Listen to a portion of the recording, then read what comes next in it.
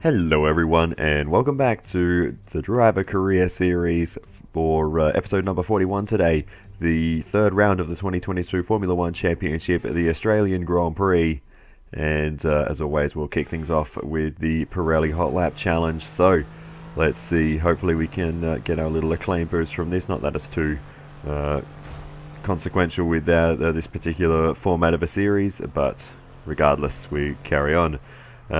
Graze the wall a little bit on the way into the chicane. We've only got this sort of middle sector, I guess you could vaguely call it, or into the final sector to navigate just the chicane and into this right-hander. So literally 3 corners in this hot lap challenge. And of course, as you can see, it's Melbourne. It's raining, so yeah, we'll have to be a little bit careful of that. But anyway, we get reasonably close on our first run, 147.59 kilometers an hour. The target's 149, so yeah, we should be able to do it. We just need to improve on that marginally. So yeah, we just need to clean it up through the chicane, maybe brake a bit later into the oh, that's not cleaning it up at all. We've made an absolute mess of the chicane on this run, so this might be out the window already, trying to carry the speed as best we can. I'm surprised that was legal, to be honest, because you can get disqualified from these hot lap challenges if you go off the road. So that was absolutely on the borderline, trying to still make the most of this run. We can still try and learn a little bit about this final corner, chucking it in too deep there as well. So yeah, not really a great run, so this won't be a very good result, but we're slowly, you know, finding the limits and what we need to do. 144.33 kilometers an hour. We'll basically need 150 to get the average speed that we need, so one last crack to see if we can get this done, and let's see, hopefully we can get a nice line through the chicane. A little bit deep, but we'll do a little bit of a cut there. We make up for it, hopefully, with that, trying to again push the limits of what we can get away with there. And now towards the final corner of this challenge, this newly reprofiled right-hander. Let's see if we can get a nice clean run through here. Should be good enough. We head to the line now, and are we going to get the average speed we need? It looks like we will, and that is the gold time, or the gold speed, I suppose, in the challenge there. So good start to the episode. So let's move on. 150.77 kilometers an hour on average there. So yeah, with that done, let's move on to the Formula 1 weekend itself. Alrighty, so here's the weather forecast for the weekend. Nothing really of note, going to be cloudy throughout until the very end of the race. The sun will finally show itself. Cloudy throughout qualifying though.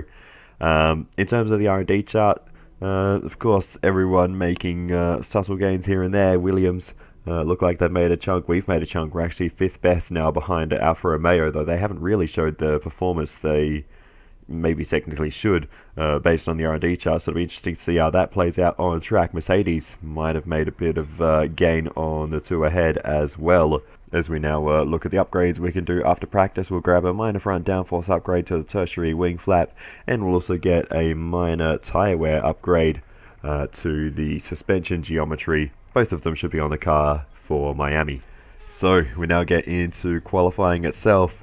We've had a pretty solid start to the season, scoring points in both races so far. Even when the car maybe hasn't quite been there on outright performance, we've been able to capitalize when the big teams have struggled with reliability, etc. Yuki Tsunoda scoring points on one of those occasions, probably could have been 2 if things played out a little differently in Saudi Arabia. But regardless, we just move straight on to the end of Q1. We pretty evenly match Yuki Tsunoda there, so our pace is right where it should be. We'll find a little bit of improvement hopefully throughout the rest of qualifying, but in terms of those knocked out, we've got the 2 Williams along with the 2 Aston Martins, and Zhou Guanyu getting knocked out as well.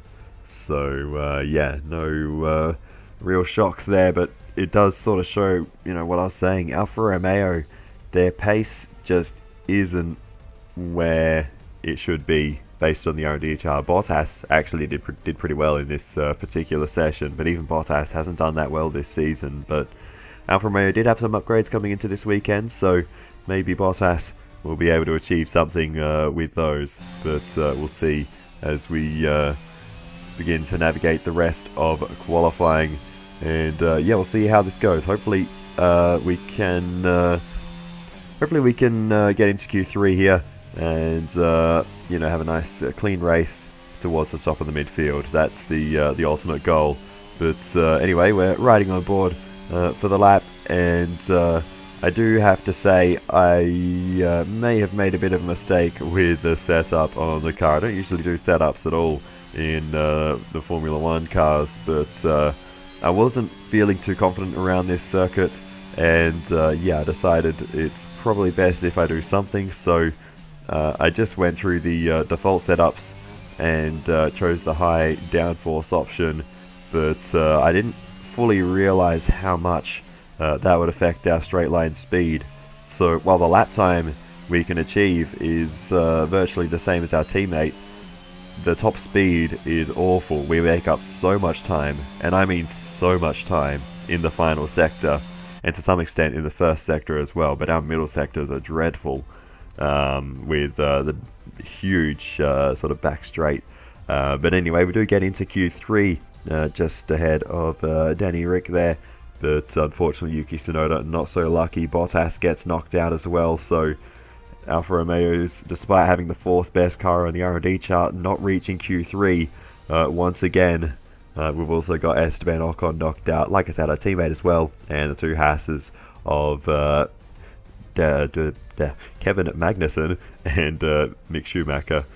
But yeah, Fernando Alonso gets through as well as Daniel Ricciardo, Lando Norris, both the McLarens of course there. So yeah, that McLarens are overperforming really compared to where they you know, should be on the R&D charts. So anyway, let's move into Q3 and see what we can do in the most important session of all. Okay, there's been some damage to the floor. We recommend you come in so we can make repairs. Got a little bit of floor damage on our first flyer, ran a bit wide there at the next corner as well. So yeah, this first flyer in Q3 might not be the best. We did get into Q2 and into Q3 on 1 set of tyres in both of those sessions, so we do have 2 sets of tyres to use. So we're going to need them because that lap was no good. As you can see, though, Charles Leclerc is ahead of us in 9th position, so Leclerc needs to find some time as well. But it's Lewis Hamilton who sits on provisional pole ahead of Sergio Perez and George Russell 3rd at the moment. So interesting qualifying session so far. Max Verstappen a little way down as to where he would like to be. But anyway, we carry on and we'll see what we can do on our second flyer. Hopefully we can get a clean lap. Hopefully don't pick up any damage this time. I know where things went wrong. It's at that newly reprofiled right-hander in that last sequence of corners. That inside curb is very high and can damage the floor, can bounce the car quite a lot, send you wide as well. So need to watch out for that. But anyway, as we carry on into the middle sector chicane and getting through there pretty nicely, trying to push the limits without overstepping the mark there is always a bit of a challenge, but with the high downforce setup, that's definitely helping us. Taking a fair bit of curb there, but getting away with it through that right-hander. Now into the final 3 corners, and again, got to be really careful not to take too much curb on the inside there, because again, it sends the car wide. Now through the final corner, so much downforce, plant the power nicely out of there, and this is going to be a pretty tidy lap actually, and that does jump us up the order slightly. I think we go up to, yeah, P8, so yeah, I'm pretty happy with that qualifying effort. That's right where we should be. And with qualifying complete, let's review our top 3 today. Leclerc, Perez and George Russell. Goodbye for now then, but really we're just getting started. Make sure to join us again for Lights Out tomorrow. Well, that is a mixed up championship order if ever I saw one. The top 3 in the championship not featuring in the top 3 on the grid. Carlos Sainz leads the championship ahead of Verstappen and Hamilton, but it's their respective teammates that will take the top 3 slots on the grid. Fernando Alonso 4th in the standings. I still can't believe that. I know we're only 2 rounds in, but still, Alonso down in 9th in that session. Ricciardo rounding out the top 10. Lando Norris topping the midfield battle. The championship could take a turn here in Melbourne, so let's see how it plays out.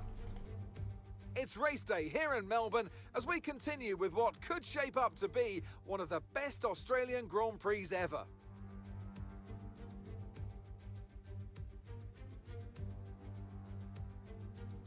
The Melbourne circuit is certainly one that needs to be taken seriously. It's a combination of slippery surfaces and difficult corners, making it a very tricky track when it comes to overtaking. Drivers find it hard to pass and will need to take full advantage of those DRS zones if they want to have any hope of breaking through. Off the back of a fantastic qualifying session, it's time to see how our starting grid looks like for today's race. Charles Leclerc lines up on pole position. Sergio Perez lines up alongside. As we continue through the rest of the grid today, we have Russell, Sainz, and Sir Lewis Hamilton, and Verstappen, Norris, the scientist, Fernando Alonso, and Daniel Ricciardo, Bottas, Ocon, Yuki Tsunoda, and Magnussen, Mick Schumacher, Vettel, Lance Stroll, and Guan Yu Zhou, Albon, and Nicholas Latifi. It's almost time for those 5 red lights to go out then. Let's see who can prevail today. Natalie Pinkham joins me once again in the commentary box. It's fantastic to have you with us today. I'm curious though, how do you think the drivers stop those pre-race nerves from becoming overwhelming when you're lining up on the grid? Well, I imagine they'll be starting to feel the adrenaline as they anticipate the rundown into turn 1, a bit like preparing to go into battle. The unknown situation will bring nerves, but that's a good thing. It'll keep them focused on the moment and on their surroundings as we build towards the start of the Grand Prix.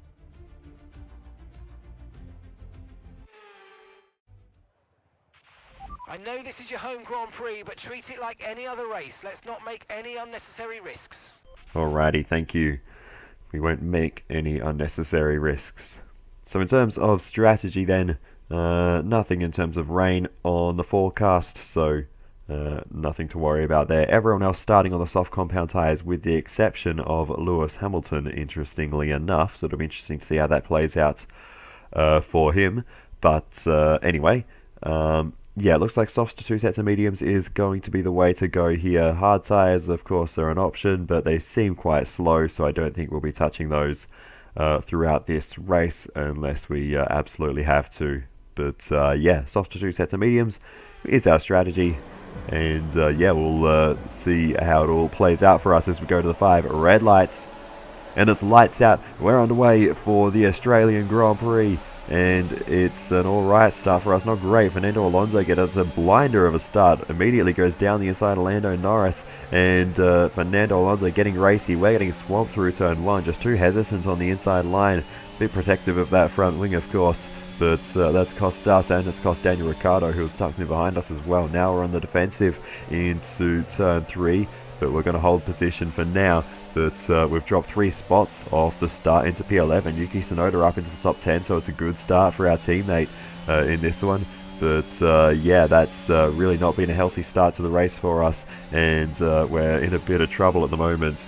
But hopefully we can just settle into a rhythm and start working our way forwards once more. But with the lack of straight line speed, which you can see starting to play out here already, we've got Ricciardo on the back of us, maybe thinking about a move, but looks like Ricciardo might be in trouble here because that's Ocon going around the outside into the chicane. Nice move, Esteban Ocon, and the Frenchman gets through in the Alpine there, so gets slightly closer to Fernando Alonso, his teammate further up the road, who's been on fire this season, it's got to be said. But anyway, we will see how that continues to play out, but at the moment, yeah, it seems like our pace, lap time wise, on this first lap is okay. Just focus on the driving. And yeah, no damage on the first lap, that's the most important thing. We lost a few spots, but hopefully we can get those back.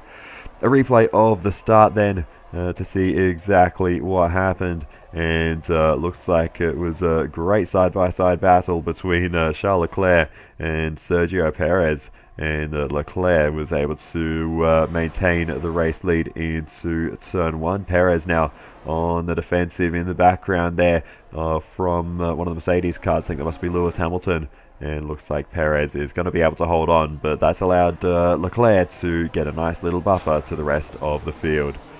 On board with Mick Schumacher, a little bit deeper in the pack, and getting a little bit close to his Haas teammate there.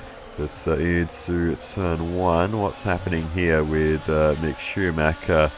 It's a little bit congested in the mid-pack, but nothing too crazy just yet. But a little bit of contact there with the back of the Alpine car of Esteban Ocon, and one of the Aston Martins going around the outside. Schumacher has to slot in behind. So yeah, unfortunate there for Mick Schumacher. Brings it into the pits, and we'll get a new front wing on that car. But yeah, that's ruined any chance of points the Haas team may have had here on the Schumacher side of the garage. Schumacher, of course, did score a point back in Saudi Arabia in the previous round. But anyway, back on board with myself.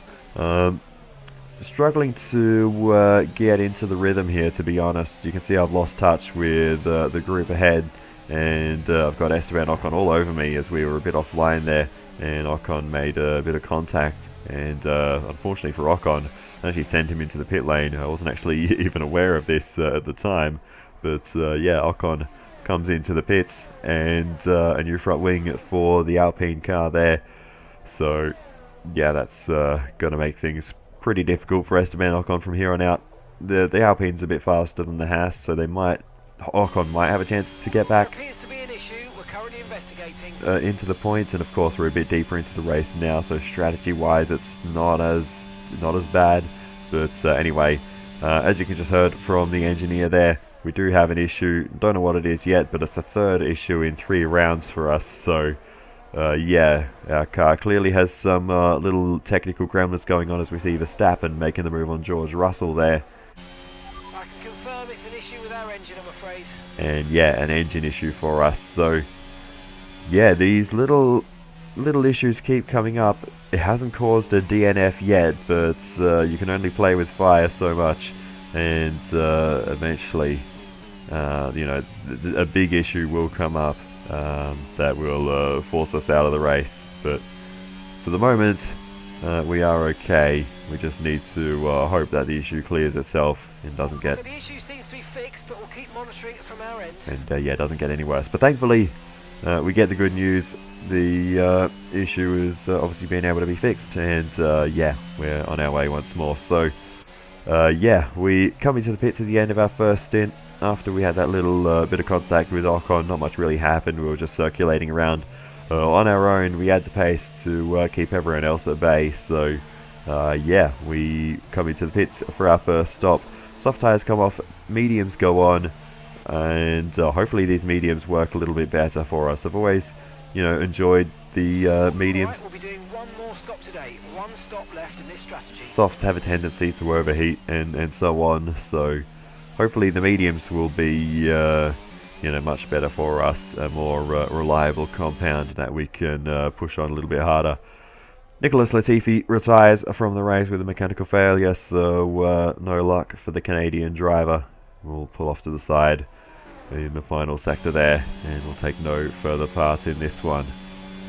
Back on board with myself, and okay, that's put us up into P11. Keep it going. We're back up into 11th place as more pit stops play out. So we're looking good at the moment, and eventually we actually do catch our teammate Yuki Tsunoda. We're going to make the move around the outside into turn 1, and despite our lack of straight line speed with the DRS and a whole lot of slipstream, we were able to make that overtake. So that's good to know, because obviously our cars are like for like, other than the way they're set up, but you know, upgrade wise, you know, they're the same. So the fact we can make a move on our teammate shows that you know, our lack of straight line speed with this setup is not the end of the world. I'll just put it like that for now. It's not good, but it's not the end of the world. Anyway, next up we've got Fernando Alonso, so we'll see what we can do. But yeah, we're topping out in 7th gear. We can't even get to 8th gear there, so that shows that we really do have a lot of drag, but we are making up for it in the final sector and in the first sector as well. through the tighter sections of the circuit, and we're just going to stay on board here to see exactly how much time we gain. We're going to be right on the back of Alonso by the time we exit the final corner. It is that crazy. We actually got a little bit on the grass on the way into the penultimate corner, which cost us a bit of time, but you can see we still have gained a chunk there. But even on the straight here, even with DRS pulling out just so we don't get any slipstream effect, because I just wanted to see what the DRS effect was for us on its own, and we were significantly slower than Alonso in a straight line. So yeah, it's pretty tough to deal with at the moment with our lack of straight line speed. But if we can get an exit onto a DRS straight right under the rear wing of the car in front, so we get that real deep slipstream effect that really, you can really feel it sort of pull the car along. If we can get into that zone, it is possible to make a move, and we might be there this time. We might just be close enough. DRS open, and we're just moving about a little bit. We'll make the move to the outside, and we'll get the move done on Fernando Alonso. But you saw that we had to use the slipstream all the way along the straight just to get that done. And now we've got double trouble, because in front of us we've got Lando Norris and Valtteri Bottas, who has managed to sneak through all the way to the top of the mid-pack. No need to worry about the tyre condition for now. Everything's looking good. So You only have to stop once now. One stop left. Okay, your pit window opens in 9 laps time. yeah, I'm not exactly sure how Bottas managed to get into that position. Maybe it happened off the start, I'm not sure. But either way, You've lost some time to the car behind. Bottas is in a really good position in this race and could potentially, I think, score Alfa Romeo's first points of the season, if I'm not mistaken. So yeah, Bottas doing a great job in this race, and finally starting to showcase some of that pace that Alfa Romeo are supposed to have. But with that said, McLaren with Lando Norris right behind Bottas are looking very pacey as well. George Russell, no luck this season. Another mechanical failure. That's 2 from 3 after that DNF in Saudi Arabia as well for George Russell. But good news for our teammate, because that puts Yuki Tsunoda up into the top 10. So we could be on for another double points finish for AlphaTauri here in Melbourne. So that would be absolutely fantastic. Bottas makes a bit of a mistake into the right-hander there, and just loses a little bit of time, but manages to hold off Lando Norris for the time being. But yeah, this battle is really heating up, and that's put us right on the back of Lando Norris. We are so close behind the McLaren. Is there anything we can do here to make a move? We're looking to the inside. Norris is covering. We've got him out of the slipstream. Now we can make the move to the outside. In the slipstream of Valtteri Bottas. We send it around the outside, and we'll get the move done on Lando Norris and move ourselves ahead of the Brit. Here we go, on board with Lando Norris. He was out of the slipstream, and with that benefit we're just able to get through. So we really had to use all the tools at our disposal there to get that move done. And yeah, we're just about able to do it. Now down the inside of Bottas into the penultimate corner. That's not a traditional overtaking opportunity, but what it's done is compromise Valtteri Bottas onto the main straight, and that was really the ultimate target. I knew it was never gonna work there, but we've disturbed the momentum for Valtteri Bottas. We'll make the move to the inside, and we'll get through cleanly on the fin, move ourselves up to what is now the top of the midfield. Bottas, though, coming back at us down the inside, but I think with the downforce we have, we should just be able to carry the momentum in the mid-corner there, and we're easily able to swing around the outside and maintain that position ahead of Valtteri Bottas. So yeah, the high downforce is starting to work for us. We just need to essentially learn how to drive with it. We've got the 2 Red Bulls together on track now. Max Verstappen on the back of Sergio Perez, making the move to the outside. Perez not going to give this one up too easily, but Verstappen seems to have the grip at the moment, and Perez has no choice but to slot in behind. So Verstappen makes the move ahead of Sergio Perez. Important for Verstappen's championship after things didn't quite go to plan back in Saudi Arabia. And yeah, we come into the pits now for our second and final stop of the race. Perfect job from you and the crew there, mate. We're delighted with that. 2 well executed stops by the team in this race. So Looks like our pit stop woes from earlier in the season are behind us.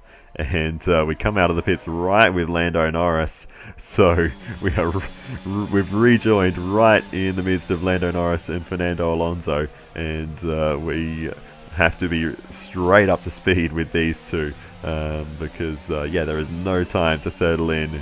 We got to capitalize if there's an opportunity to get Lando in front of us, and we got to make sure we keep Fernando Alonso behind. So it was a bit of a tough rejoin, but we're on it. We're racing, and we'll see if we can do anything about Lando Norris. We're in the slipstream, but I don't think we'll really be close enough.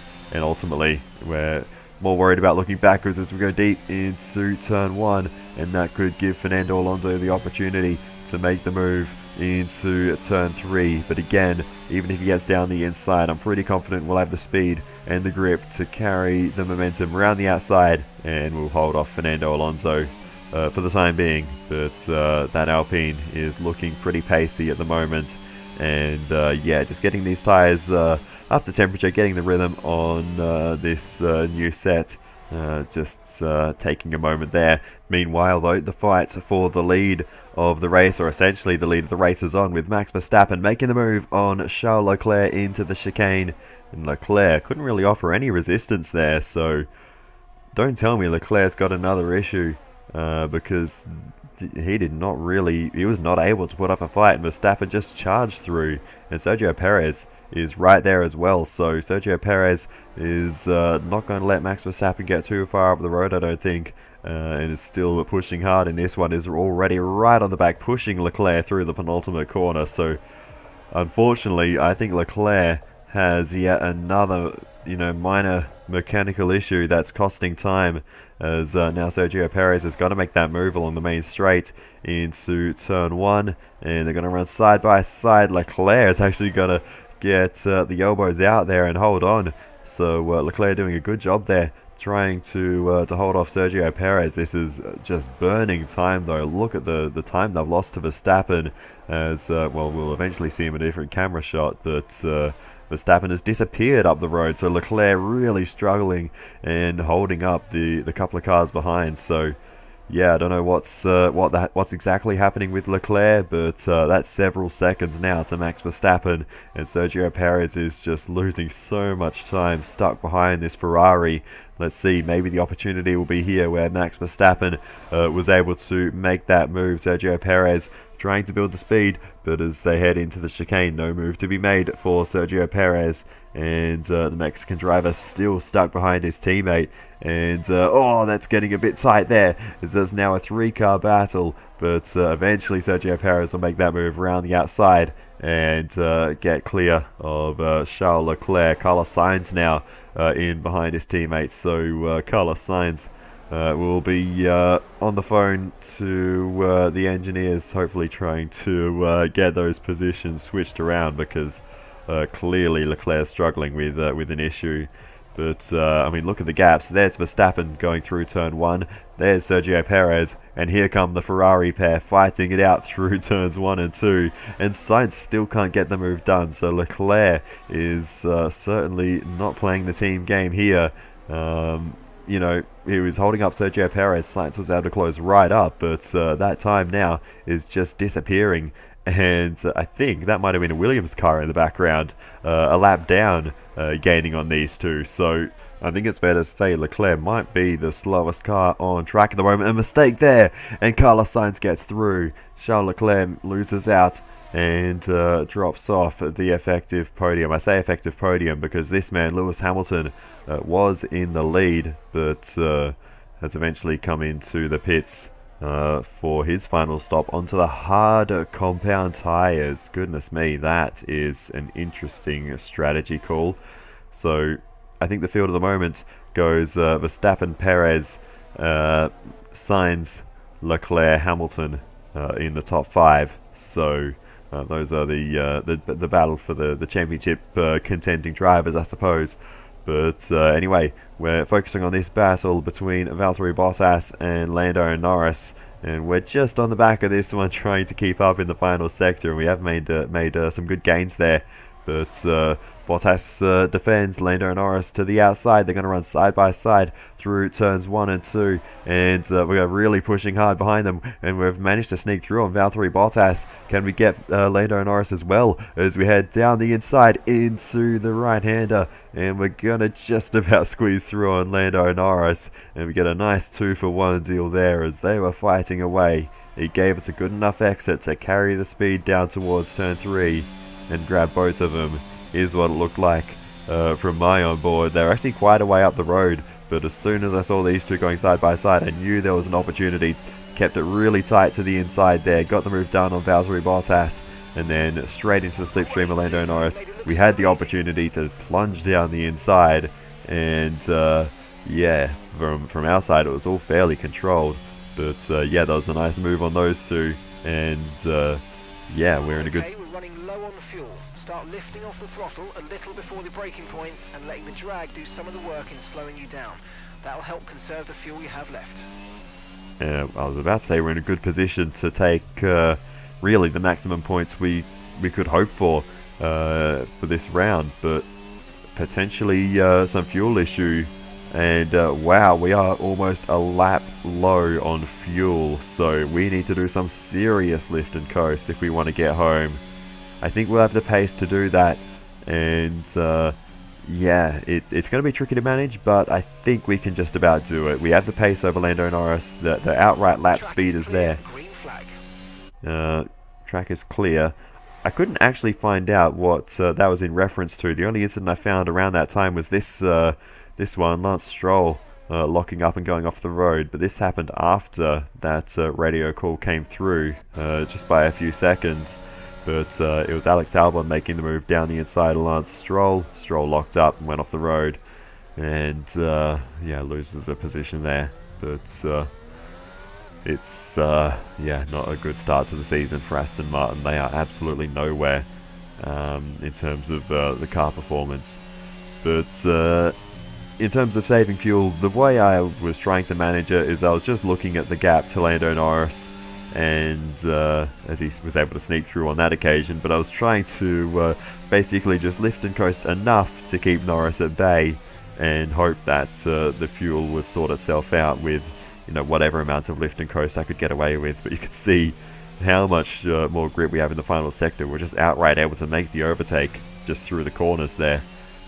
So yeah, we've got so much grip and still underneath us, which we are going to be using every bit of that grip to try and keep the lap speed up, despite all of this lifting and coasting.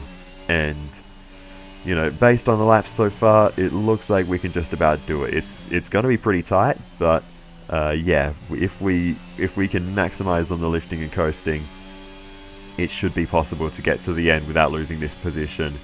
If Lando Norris suddenly finds a burst of speed, though, we're going to be in trouble. So there is a little potential issue, just depending on how it goes for the others. But I think we're going to be okay. You can see taking a lot of curb, trying to keep the speed up as much as we can in ways that doesn't burn fuel. But yeah, it's very interesting to manage at this phase of the race, but we're doing alright so far, and we're, you know, maintaining position, maintaining speed well enough, and actually sort of worked out after a while, if we could break DRS, that makes things so much easier, because we're not constantly under threat of being overtaken. So, you know, we kind of had to push for a bit just so that we could slow down. Concerns at the moment, just focus on the driving. As we put Lance Stroll a lap down there. Okay, No big deal. The car ahead is 30.6 seconds. It's been not a great day for Lance Stroll here. But as we continue on then to the start of... Okay, we've only got one lap of fuel remaining. Okay, this is your final lap of the race. Start of the final lap, and he just summarized everything I was about to say. One lap of fuel left and we're on the final lap, so the fuel saving has worked out absolutely perfectly. We've managed to absolutely nail the lifting and coasting and save pretty much the exact amount of fuel we need to get to the end of the race. So that's worked out well. But round the final corner comes Max Verstappen, It's been a small drive through the field, but a good day's work for the Red Bull team with a 1-2 finish there. And Carlos Sainz, good points for his championship in 3rd place. Charles Leclerc, a disappointing day for Charles Leclerc after leading early on. Mechanical dramas marring the end of his race, and then Lewis Hamilton not able to chase him down on those hard compound tyres.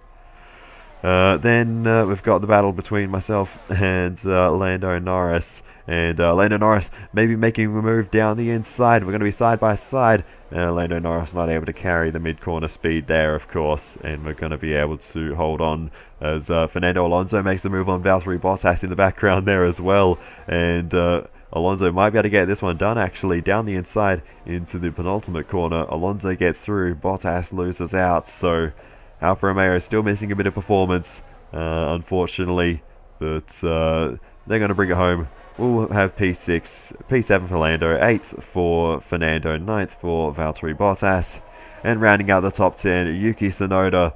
He's actually done a really great job at the end of this race to hold off a charging Esteban Ocon, who was piling on the pressure for the last few laps.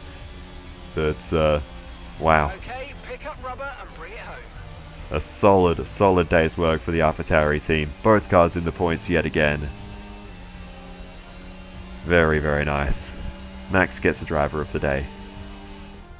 Another superb Australian Grand Prix comes to an end then, and it's a thoroughly deserved victory.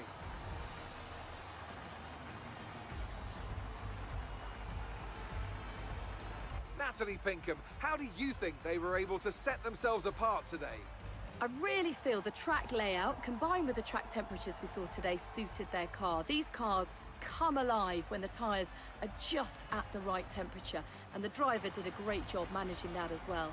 They just look so comfortable out there. It's like anything, it always looks so easy when it all just clicks.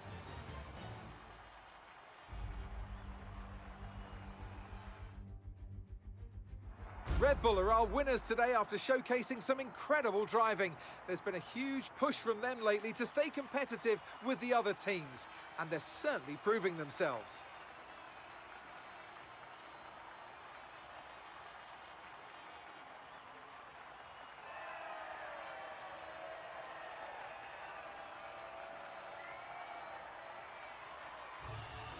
Well, it's another Red Bull 1-2. Verstappen fights back in the championship with a race victory here. Second place for Sergio Perez with Carlos Sainz in 3rd.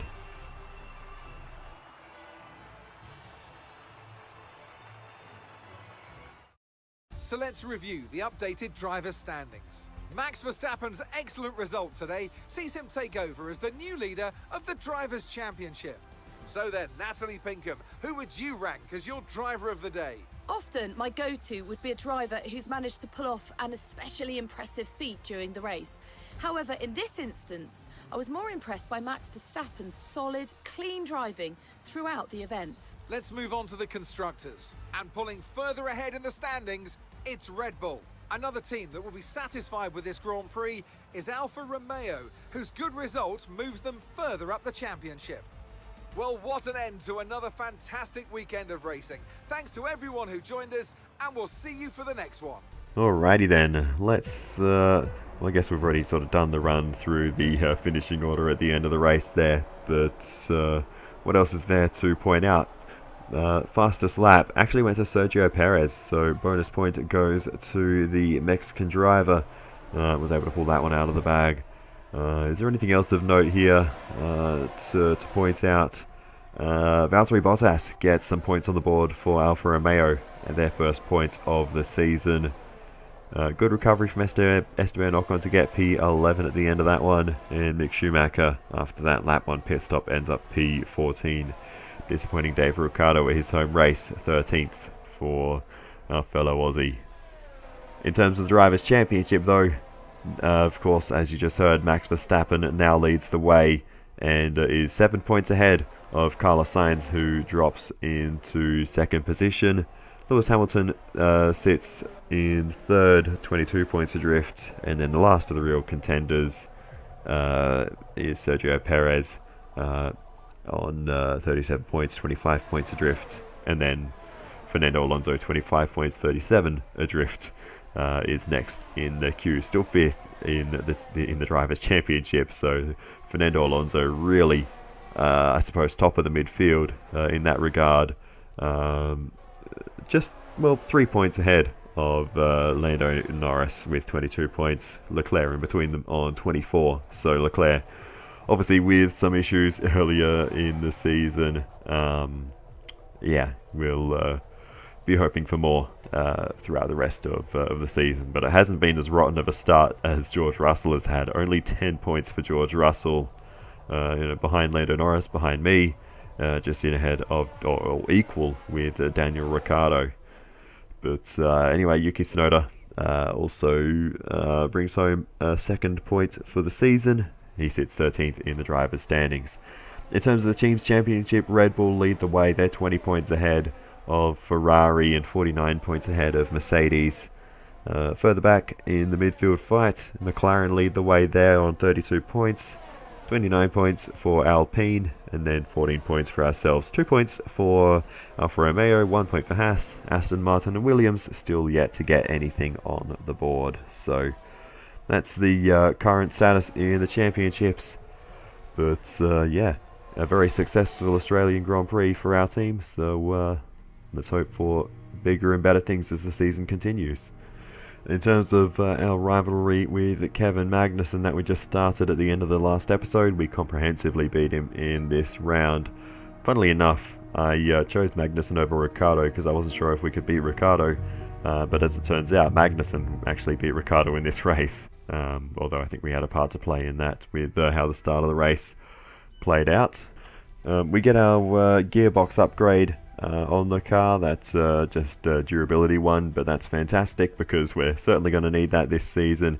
We get another 400 resource points thanks to that mechanical issue that we suffered in this race. So we've had 3 mechanical issues in 3 races. We've been given resource points every time. So so long as these issues aren't actually costing us a race finish, I'll keep taking them, because each time that essentially gives us not quite a free upgrade, but not far off in terms of the cost of a minor upgrade. So they're certainly giving us plenty of tools, plenty of resource points, I suppose, to work with, and to keep improving this package even faster. So anyway, we're not done in terms of durability, because we're going to do that ICE improved materials as well, and that will hopefully save us from any engine penalties throughout this season. I still think the gearbox could be an issue, even with that upgrade that we just got.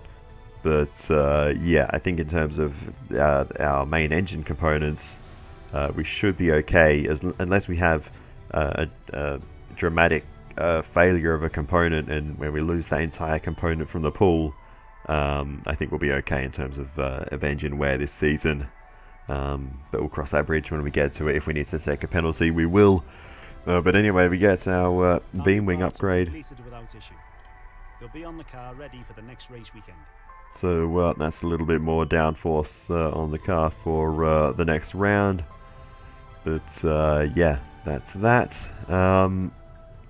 Not much I think we can do in terms of R&D at the moment. I'm just checking all of our different options, different components we can potentially work on, but because our facilities are decent but not great, so we can't work on too many things at once, and we're getting quite the flood of resource points. So quite often we find ourselves in a position where we actually don't have anything we can do. And of course we've got these upgrades that will only come from the team as well, in the engine and durability departments. So we can't actually choose to develop those. We just got to wait for the guys over at Red Bull to provide those upgrades for us.